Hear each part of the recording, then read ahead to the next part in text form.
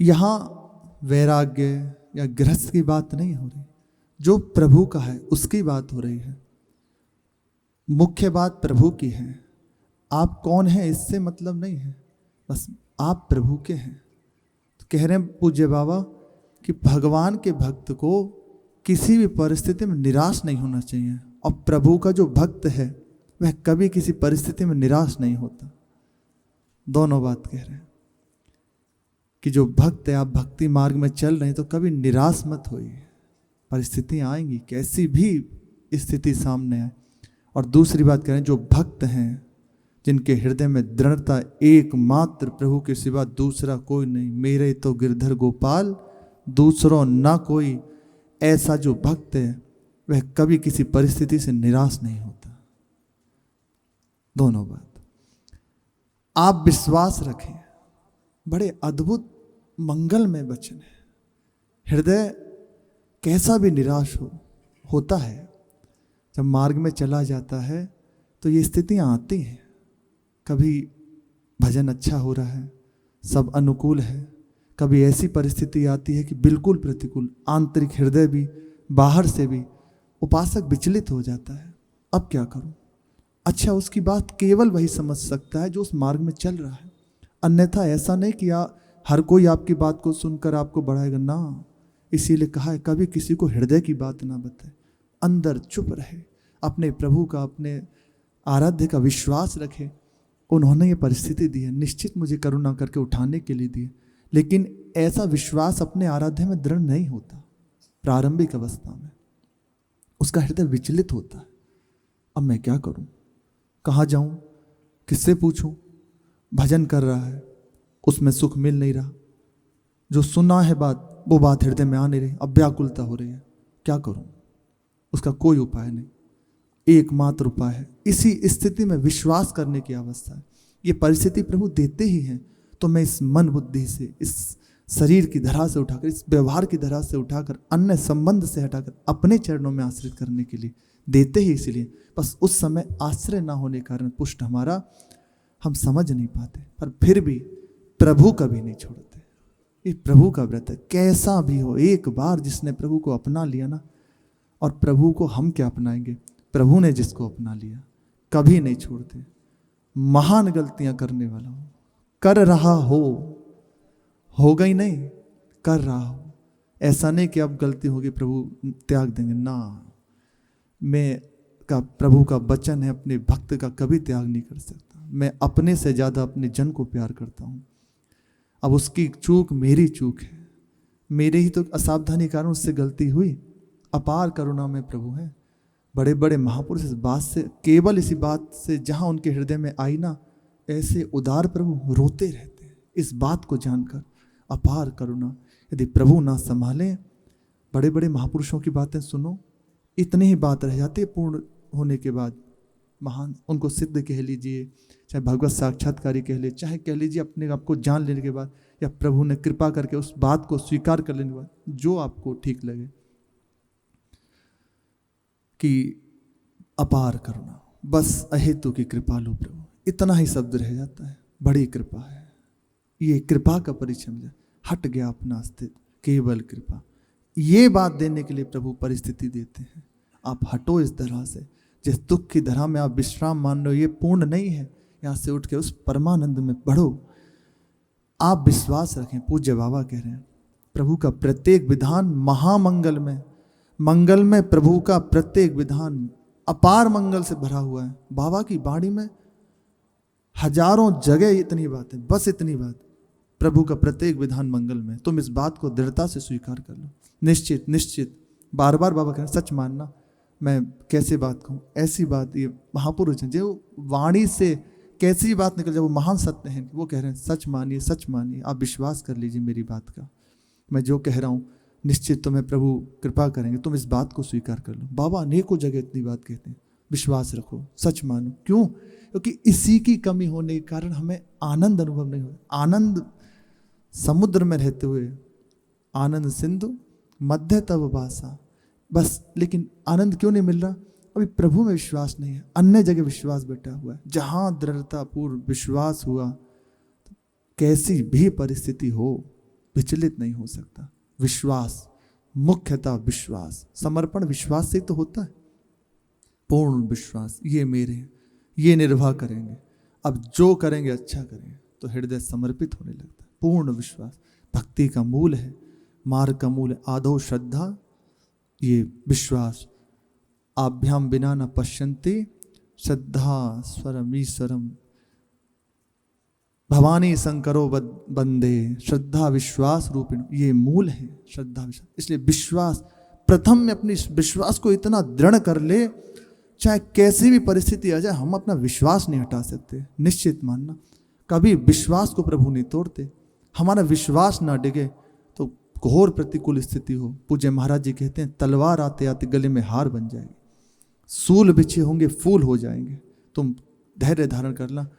और नाव बह रही है, आप बैठे हुए हो, पतवार को फेंक दो। दिखाई दे रहा है घोर भंवर की स्थिति है सामने, उत्ताल तरंगे लेते हुए बाढ़ आ रही है, बड़ी बड़ी तरंगे, दिख रहा है अब तो डूबे। विश्वास रखना, फेंक दो अपने जो तुम्हारे प्रयास है ना, अर्थात साधन का बल है, मैं इनसे जीत जाऊंगा, ये कर लूंगा, छोड़ दो इस पतवार को, कुछ नहीं कर सकते। जो आपको अच्छा लगे करो, देखो क्या होता है। लहर लहर हरि आप संभाले, एक एक लहर, एक एक पग वो आनंद देने वाली बन जाएगी। विश्वास, एकमात्र प्रभु के चरणों का दृढ़ विश्वास।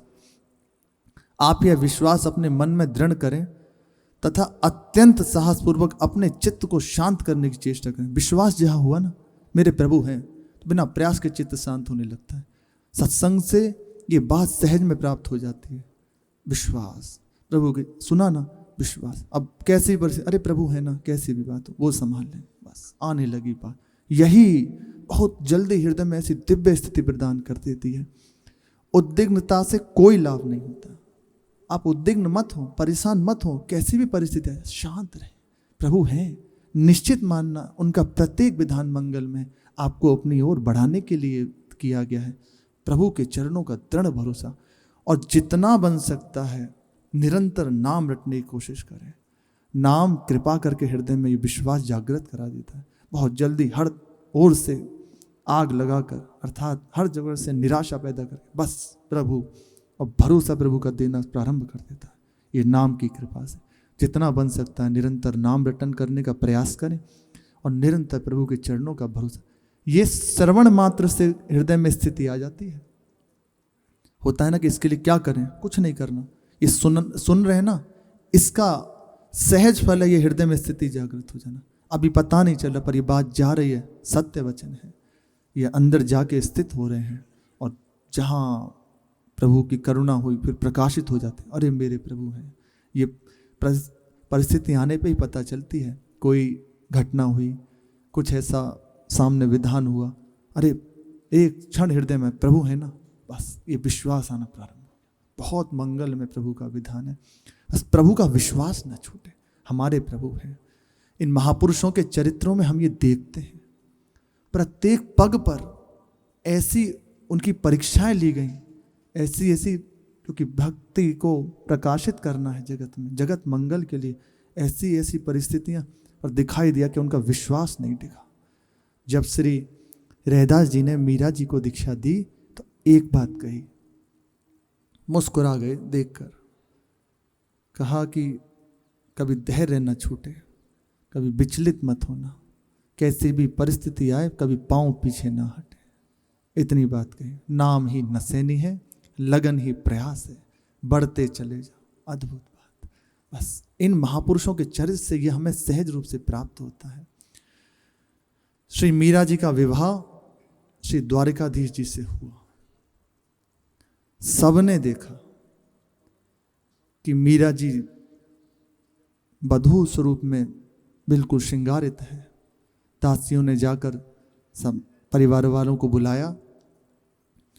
परिवार में जो भी माताएं हैं, बड़ी जन हैं, सब आकर देख रहे हैं। सब आश्चर्यचकित कि ये सब कैसे, कहाँ हुआ।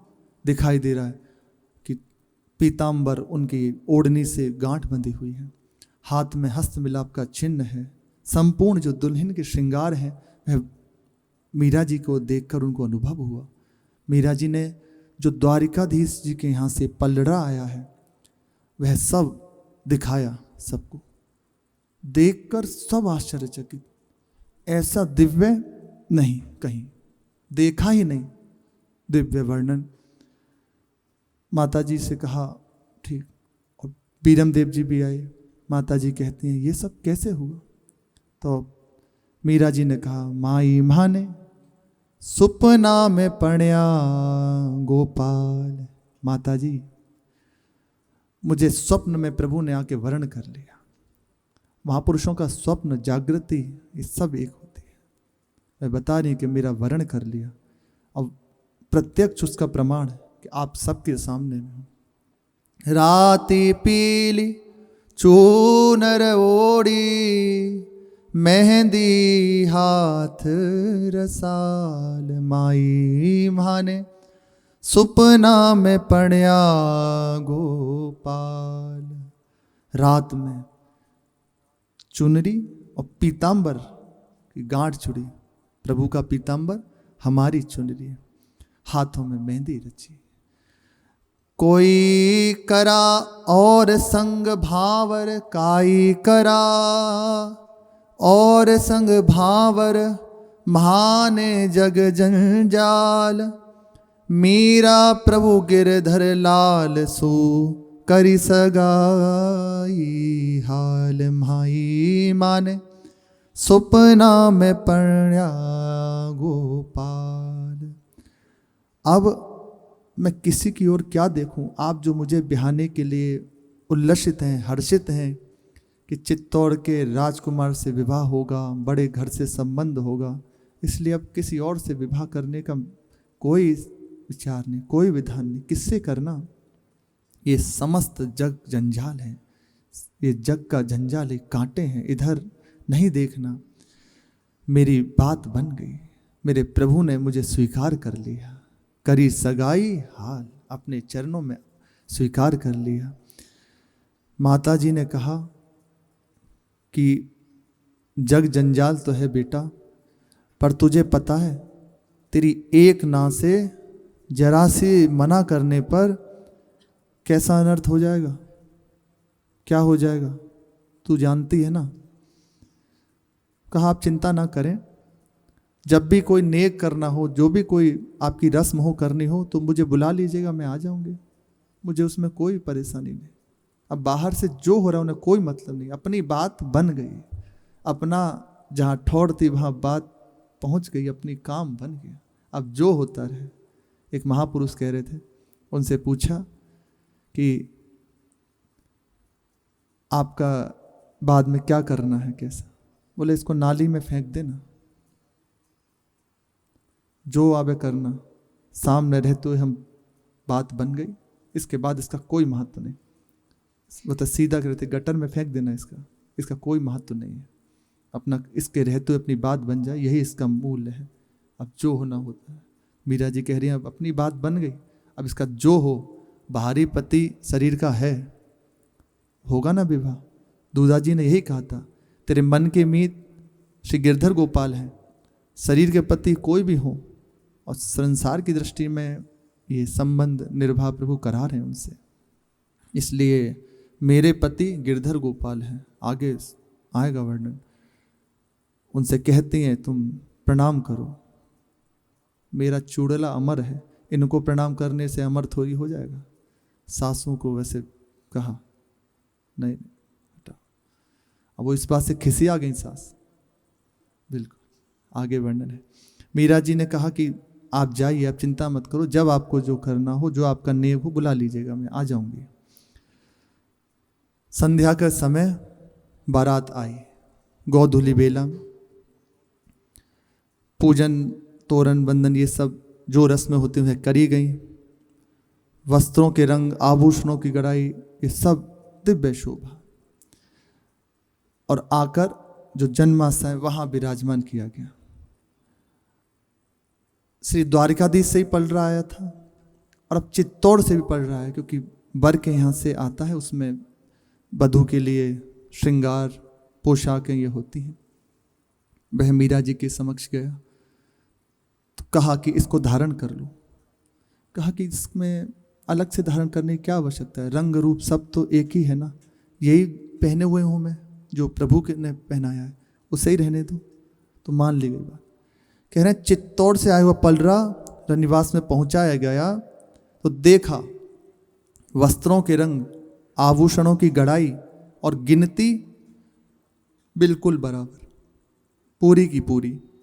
केवल मूल्य और शोभा उसकी आभा दिव्य है, वह समानता नहीं कर सकती, से बिल्कुल एक जैसी है। जो भी कुछ है, वस्त्र हैं, आभूषण, लेकिन मूल्य और उनकी शोभा सब चिदानंद में दिव्य हैं। मीरा जी से कहा कि तुम धारण कर लो, बोले नहीं यही रहने दो, एक ही जैसा तो इसमें बदलने की क्या आवश्यकता। मान ली गई सहज में बात। उनके यहाँ जो दहेज आया था वह उन्हीं के जो पलरा आया उसमें मिला दिया गया, चित्तौड़ से आए हुए दहेज मिला दिया गया।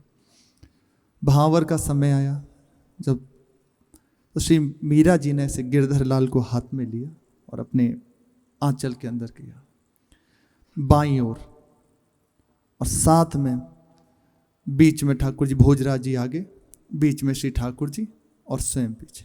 अब भावर करने लगे,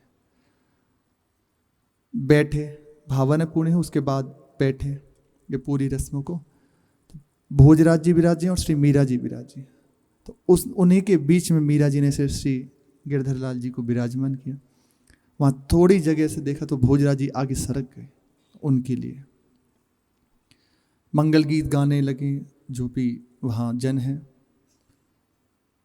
चित्तौड़ की दासियाँ जो आई हुई हैं, दिव्य वर्णन है, बहुत विस्तार में है। तो वो नारायण उतारती हैं, चवर ढुलाती हैं वर वधू के लिए, सब लोग मंगल गायन कर रहे हैं। मीरा जी ने कहा वहाँ विराजे हुए, पूर्ण रस्म हो गई। अब दोनों को एक कक्ष में ठहरा दिया गया। मीरा जी दरवाजे के पास खड़ी हुई थी। भोजराज जी आए और ऐसे पास में आकर थोड़ा सा सत्कार किया एक दूसरे को। कहा मुझे अपना वचन याद है, आप निश्चिंत रहिएगा, जगत और जीवन में मुझे सदा अपनी ढाल पाएंगी आप।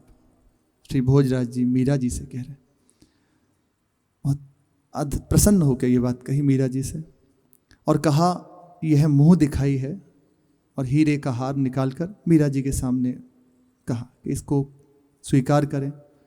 मीरा जी ने ऐसे हाथ से संकेत कर दिया कि झरोखे में, झरोखे की ओर वहाँ इसको विराजमान कर दीजिए। भोजराज जी ने कहा यदि आपकी यहाँ पौड़ने की इच्छा हो तो यहाँ पौड़ें, अन्यथा नीचे विराजमान हो, जैसे आपकी रुचि हो। और अंदर से प्रार्थना करने लगे प्रभु से, प्रभु आप ही संभालें। फिर मीरा जी बोली कि एकलिंग के सेवक पर, भगवान शिव के सेवक पर अविश्वास का कोई कारण नहीं दिखाई देता, और फिर मेरे रक्षक कहीं चले थोड़ी गए हैं। ये विश्वास पग पग पर भक्त के जीवन में यही मुख्य होती है, कैसी भी परिस्थिति हो वह विश्वास से नहीं हटता। कह रहे मेरे रक्षक कहीं चले थोड़ी गए हैं, वे हैं ना। और ऐसे गिरधर लाल को अभी तक आंचल में लिए हुई थी, बाहर निकाल के और झरोखे में विराजमान किया, वहाँ सुंदर ओढ़नी आदि बिछा वहाँ विराजमान किया। मीरा जी से भोजराज जी ने कहा आपकी यदि आज्ञा हो तो चाकर भी इनकी चरण वंदना कर ले। तो ऐसे स्वीकृति में सिर हिला दिया, और भोजराज जी ने प्रणाम किया श्री गिरधर गोपाल जी को, और जो हीरे का हार था उन्हीं को धारण करा दिया। कहा कि बड़ी कृपा करी प्रभु, अब चित्तौड़ के महल भी इनकी चरण रज से पवित्र हो जाएंगे। शैव शिशोदिया भी वैष्णवों के संग से पवित्रता का पाठ सीखेंगे। श्री भोजराज जी के वचन। और हार श्री गिरधर लाल जी को धारण कराया। कह रहे हैं आपने मुझे सेवा का अवसर दिया, बड़ी कृपा, कृतार्थ हुआ मैं। अब मेरी जो अग्नि परीक्षा है इसमें मेरा साथ देना प्रभु। श्री गिरधर लाल जी के सामने झुके झुके कह रहे मेरी इस अग्नि परीक्षा में मेरा साथ देना, मेरे वचन और अपने धन की रक्षा करना, यह आपके ऊपर है। मीरा जी सहज रूप से उनने कहा कि अब हम लोग, आप तो मित्र हैं ना, फिर आप अभी ये घूंघट क्यों करे हुए हैं? तो सहज में मीरा जी ने ऐसे घूंघट उठा दिया। दिव्य शोभा। कुछ क्षण तो श्री भोजराज जी फिर सावधान होकर दृष्टि नीची कर ली। ऐसे बीती रात प्रातकालीन दोनों को कलेवा पर बुलाया गया। वहाँ से पहुँचे, कलेवा हुआ और हंसी मजाक आदि जैसे होती है विवाहों में, वह वर्णन है।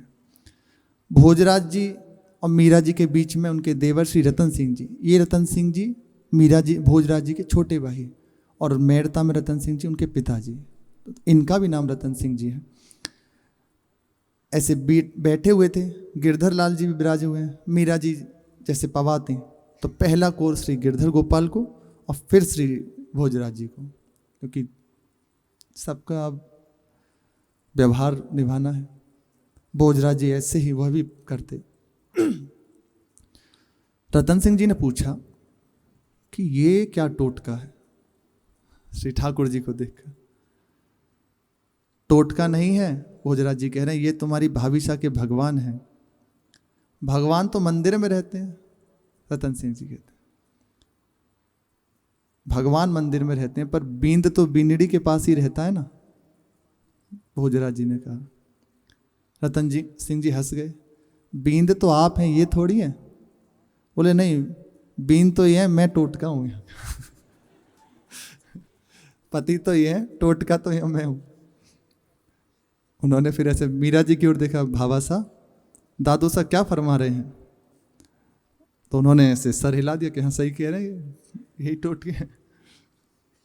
उन्होंने कहा हे रघुनाथ जी, मेरी समझ में कुछ नहीं आ रहा। तो भोजराज जी धीरे से बोले सब समझ जाओगे होले होले, निश्चिंत रहो। ऐसे हंसी में किसी ने, रतन सिंह जी बैठे ही थे पास में, वार्ता चली रही थी, तो एक लकड़ी उसके कपड़े की लड़की बनाकर उनके बगल में बिठाकर उनकी गांठ जोड़ दी और कहने लगे कि आपका भी विवाह हो गया, अब इसी को ले जाओ साथ में। और उसके बाद तो उन्होंने कहा कि मेड़ते में अगर कन्याओं की कमी हो तो जिनका विवाह हो गया उन्हीं से विवाह करा दीजिए। ऐसा हंसी मजाक, फिर आपस में जो गाली गलौच हैं ये सब मुस्कुराए। और फिर विदाई का समय आया। मीरा जी का कुछ दिन वहां रुके। अब विदाई का जिस दिन समय था, चारों ओर दहेज रखा गया और बीच में एक पलंग पर मीरा जी और श्री भोजराज जी विराजे हुए हैं। रतन सिंह जी और झाली रानी उनकी माता पिता अपनी गांठ जोड़े और परिक्रमा देने लगे। 7 परिक्रमा। जो ही 7वां फेरा हुआ, श्री भोजराज जी ने सासू जी का ये छोर पकड़ लिया चुनरी का, और फिर रतन सिंह जी ने, जो उनके पिता हैं, एक पन्ना मोतियों का कंठा श्री भोजराज जी को धारण कराया। सब आपस में मिले, रोना रोकर ऐसे गले मिलना, समझाना, ये सब हुआ। मीरा जी की गांठ में चांदी के सिक्के बांधे और समझाया कि तो बिल्कुल ध्यान रखना, कहीं अपने ठाकुर जी की वजह से परिवार का व्यवहार मत भूल जाना, इतनी पागल मत हो जाना कि बिल्कुल कुछ और ध्यान न रहे तुझे।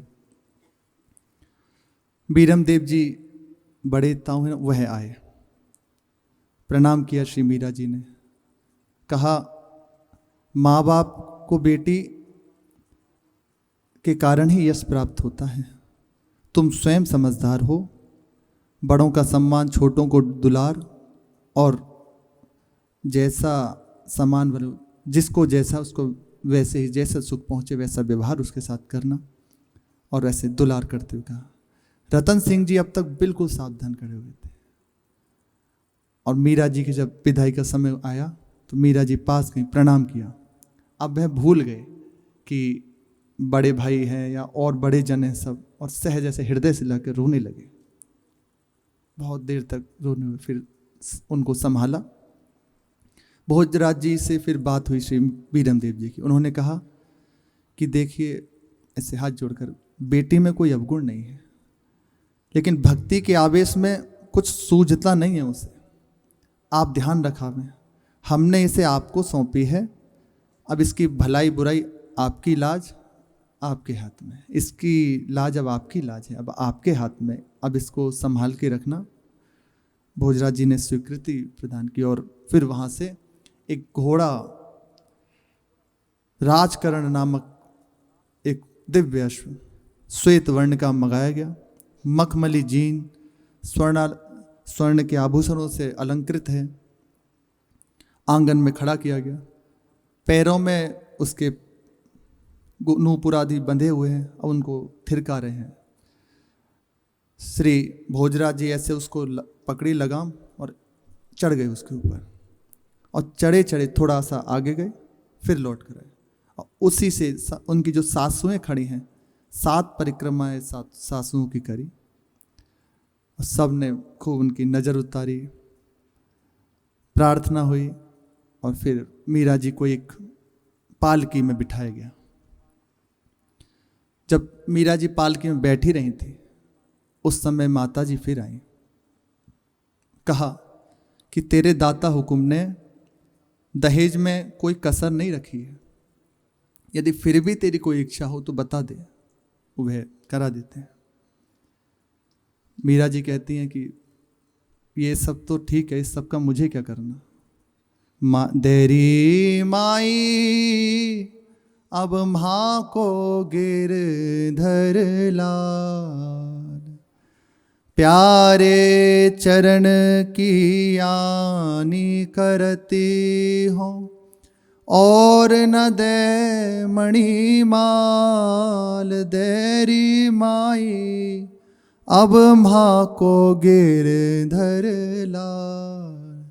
माता जी, ये मणि मालाएं सुंदर, ये इस सब का मुझे करना क्या, मेरा इससे कोई कारण नहीं है। मुझे तो कृपा करके बस मेरे गिरधर लाल दे दीजिए, मैं उन्हें ही ले जाऊंगा, वही मेरी संपत्ति, वही मेरे धन है।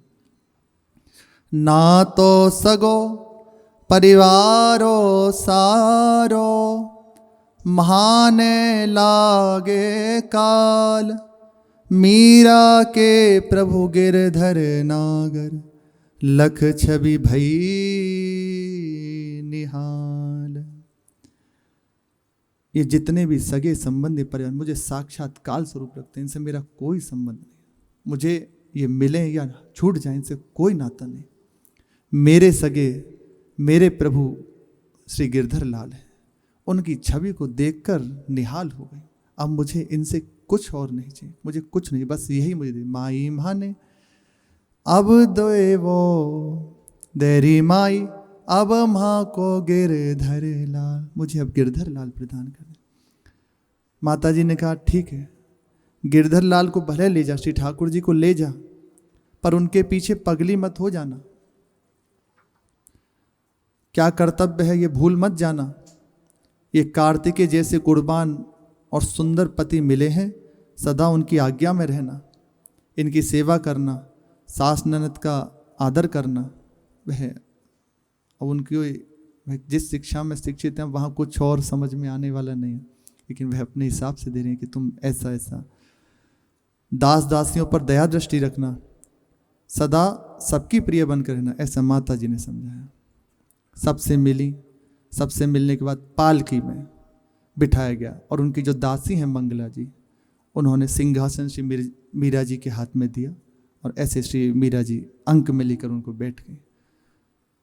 101 दासियां साथ में सजी धजी, चारों ओर हाथ में चवर लिए, कोई छत्र लिए, दुलारियों मीरा जी के संग संग चलने लगे। बारात विदा हुई बहुत धूमधाम से। चित्तौड़ में प्रवेश किया बारात ने, जितना समय बीच में लगा। महाराणा कुंभा द्वार अभी भी है, वहाँ जो निर्मित विजय स्तंभ है बहुत विशाल है, वहाँ एकलिंगनाथ का भगवा ध्वजा फहरा रहा है।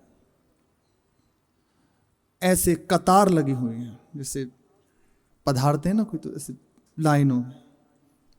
श्री भोजराज जी विशाल हाथी पर विराजे हुए, रतन सिंह जी साथ में हैं, उनके दादा श्री सूरजमल जी और सारंग देव जी चवर ढुला रहे हैं साथ में। महाराज हैं, उस समय हिंदुआ सूर्य के एकमात्र चबर डुला रहे हैं, अटारियों से पुष्प की वर्षाएं हो रही हैं, सब हर्ष के मारे समा नहीं रहा किसी का आनंद, हृदय में अपार आनंद, महाराज का विवाह हुआ है। अद्भुत जो मुहूर्त वहाँ ब्राह्मणों ने तय किया, उसमें मीरा जी के साथ श्री भोजराज जी ने प्रवेश किया महल में, और महल में प्रवेश करते ही श्री मीरा जी को ठोकर लगी। श्री भोजराज जी ने उदासी ने तत्काल संभाल लिया उन्हें। इसका सूचक है कि यहीं से तुम्हें महान प्रतिकूलताएं प्रारंभ होने वाली हैं, यहीं से और भक्ति का विस्तार होने वाला। अभी तक स्वयं भक्ति को जीवन में जिया, अब इनके द्वारा भक्ति का प्रचार होगा, और ऐसी प्रतिकूलताएं बहुत विचित्र। तलवार लेकर मारने के लिए वार किया, पर वो ऐसे मुस्कुराती हुई खड़ी है, कोई फर्क नहीं। जैसे हवा में तलवार चलती है, सामने मीरा जी हैं, वो पागल होकर भागा, चारों ओर मीरा जी चिल्ला के भागा विक्रम सिंह राणा। घोर प्रतिकूलता है। सैन के लिए तो कुछ ऐसी दासियों को रख दिया कि उनके सैन की जगह कांटे बिछा दिए गए, कांच बिछा दिए। तो जब सुबह दासियों ने ऐसे टटोला तो देखा कांच है, और उनकी कमर को देखा, पीछे देखा कहीं घाव तो नहीं। तो मीरा जी कहते नहीं, रात को तो मैं प्रभु के साथ पौड़ी थी। अपने आना कोई भी ऐसा, तो ये संकेत है कि यहाँ से अब घोर प्रतिकूलताएं प्रारंभ होने वाली हैं। अंदर विराजमान किए गए। महाराणा सांगा का मुख अत्यंत प्रसन्नता से खिल उठा। 80 घावों से भरी देह, एक हाथ, एक पांव और एक आंख से अपंग होने पर भी आज तक किसी को उनके मुख को देखने की हिम्मत नहीं हुई। महाराणा सांगा को ऐसे दुर्घर्ष, कोई नहीं बता सकता कि उनकी कौन सी आंख नहीं है, किसी ने अभी नेत्र नहीं मिलाई कभी। वे ही महाराणा सांगा आज प्रसन्नता के कारण सबको हृदय से लगाते हैं, खूब आनंदित हैं। अपने सर्वगुण संपन्न लक्ष्मण बलराम जी जैसे सुंदर युवा पुत्र को वर रूप में देखकर उनके हृदय का आनंद समा नहीं रहा। घर में माताओं ने जो रस्में होती हैं, कुल देवता का पूजन कराना, ये सब कराया गया। भोजराज जी से कराया तो भोजराज जी ने तो सहज में कर लिया, उन्हें कोई आपत्ति नहीं, परेशानी। मीरा जी की जब बारी आई, मीरा जी ने कहा ना मैं पूजा, मुझे नहीं करनी किसी और की पूजा, मेरे पति अमर है, मुझे किसी की कृपा की आवश्यकता नहीं है। देवी को पूजाए वे को कियो ले उपाय सासु, बर पे पूजाई पुनि बधु पूजी भाजी, बोली जू बिकायो माथो लाल गिरधारी हाथ, और को न नवे एक वही अभिलाखी, बढ़त सुहाग या के पूजे ताते पूजा करो, करो जिनी हट शीस पायनी पे राखिए, कही बार बार तुम यही निर्धार जानो, वही सुकुमार जापे बारी फेरी नाखिए। देवी जी के मंदिर में उनको ले जाया गया। श्री भोजराज जी से प्रथम पूजा कराई, उन्होंने कर ली। जब मीरा जी की बारी आई तो मीरा जी ने कहा कि मेरा माथा श्री गिरधर लाल जी के हाथों बिक चुका है, अब ये किसी और की ओर प्रणाम नहीं कर सकता, कि आप हम पे कृपा करें। ये देखकर सासू जो सास, उन्होंने कहा कि कुलदेवी का पूजन करने से महामंगल होता है, नारी का सौभाग्य बढ़ता है, उसका सुहाग अमर होता है, इसलिए प्रणाम करो इनको मस्तक रखकर। मीरा जी से बार बार हट करने लगी। मीरा जी ने कहा आप निश्चय जान लीजिए माता जी कि मैंने श्री सुकुमार श्री श्याम सुंदर को चरणों में अपने सर्वस्व को नौछावर कर दिया है। अब अन्य का पूजन या प्रणाम मुझसे होने वाला नहीं, मैं ये अब कहीं और माथा झुके, ये अब बस की नहीं। पल काटो सही इन नैनन की, गिरधारी बिना पल अंत निहारे, जीव कटे। बहुत निष्ठा की बात है, उपासक के हृदय की। जब तक ये निष्ठा नहीं, तब तक भक्ति का रंग नहीं। ये जहां आती है फिर प्रभु दूर नहीं। हम होता है ना कि अमुक देवता रूठ जाएंगे, अमुक देवी रूठ जाएंगे, कोई नहीं रूठेगा। और जिसे रूठना है रूठ जाओ। महाप्रभु कहते हैं जो पे कृष्ण चरण मन अर्पित तो करिहे का नवग्रह रंग। ये बेचारे दीन, रंग का अर्थात भिखारी, ये क्या कर लेंगे? और प्रभु को छोड़कर इनकी सेवा करो तो ये क्या कर लेंगे? प्रभु से विमुख होकर इनको रिझाओ तो ये तुम्हारा कुछ नहीं बना सकते। इसलिए केवल प्रभु को, कृष्ण। मीरा जी कहती है गिरधारी बिना पल अंत निहारे जीव कटे। हर महापुरुष की एक ही बात, जहां निष्ठा की बात है कि आ जाएगी ये बात। जीव कटे न भजे नंद नंदन बुद्धि कटे हरि नाम बिसारे। मीरा कहे जरी जाऊ हियो पद कंज बिना मन और ही धारे। शीस नबे ब्रजराज बिना बह शीस ही काट कुआ दिन डारे। यदि अब किसी और की ओर ये शीस झुके तो इसको काट कर कुएं में डाल दो। महाप्रभु कह रहे हैं रसना कटो जो अन रटो निरखी अन फुटो नैन। श्रवण फुटो जो अन सुनो श्री राधा जस बैन। जिव्या कट जाए, कान फूट जाए, नेत्र अंधे हो जाए यदि किसी और की ओर देख ले, किसी और की बात सुन ले, कुछ और बोल दे। अब चाहे जो, अब ये मस्तक नहीं झुक सकता। अब ये वाली बात सुनकर उनकी सांस खिसी आ गई और जाकर उनको बताया श्री महाराणा सांगा को कि यह बहू तो किसी काम की नहीं है। आते ही इसने तो शुरू कर दी अपनी लीला। हमारी माननी चाहिए तो हमें अपनी बात मनवा रही, उल्टा जवाब दे दिया हमें। मेरा अपमान किया तो ये आगे चलकर मेरे संग क्या करेगी? मुझे तो नाच नचाएगी। इसका कुछ करो सांगा जी। उन्होंने कहा तुम चुप रहो, अभी बुद्धि तुम्हारी नहीं कर रही तो ठीक है, अपनी बुद्धि को बिगाड़ो मत। कम से कम शासन करने जैसी सामर्थ्य तो जुटा लो। और उनकी किसी विषय में दखलंदाजी करने का हक नहीं है, आदेश है आपके लिए। सांगा जी से, राणा सांगा से कहा बहुत अच्छा, अब तक तो सुना था कि बहुएं सासुओं की बात में रहती हैं, आज सास को बहू की आज्ञा में रहना पड़ेगा। बहुत अच्छा। बोले चुप रहो, जब बोलते हो कड़वा ही बोलती हो। हानि रानी जी से श्री महाराणा सांगा कह रहा विराजे वहां। बिल्कुल जो रस्में थी वो पूर्ण की गई, तगा खोलना और वह दूध में ऐसे ढूंढ, ये सब किया गया। मीरा जी ने सहज में देखा भोजरा जी बहुत सावधान है, कहीं हमारा हाथ स्पर्श ना हो जाए, तो बस तो मीरा जी बार बार उसमें जीत जाती हैं। गांठ खोलने का जब हाथ में कंगन का समय आया तो 5 गांठ एक ही हाथ से खोलती हैं, दूसरा लगाना नहीं, और इस बात से सावधानी कहीं स्पर्श ना हो जाए। तो 5 तो खोल दी। अब उनका भी हाथ दुख चला, मीरा जी का भी हाथ दुख गया, ऐसे रख लिया हाथ। फिर बाद में देखा कि विलंब हो रहा है तो मीरा जी ने स्वयं अपने हाथ से खोल दिया। बैठ बहुत, और आकर एक महल में उनको विराजमान किया गया। मीरा जी ने सबसे पहले अपने श्री गिरधर लाल को विराजमान किया, धूप आरती प्रारंभ की।